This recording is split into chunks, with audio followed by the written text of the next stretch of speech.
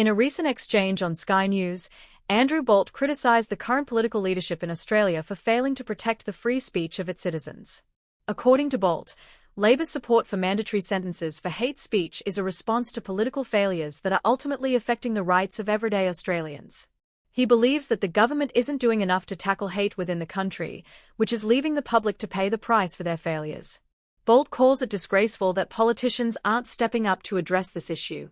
Barnaby Joyce, former Deputy Prime Minister, expressed similar concerns, particularly regarding mandatory sentences for hate speech and the growing problem of anti-Semitism in Australia.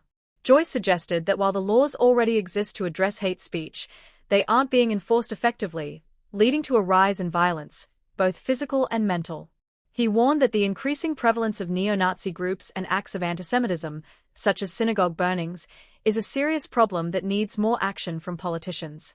Joyce also pointed out that these extreme views were becoming more accepted in society, something that would have been unthinkable a few decades ago.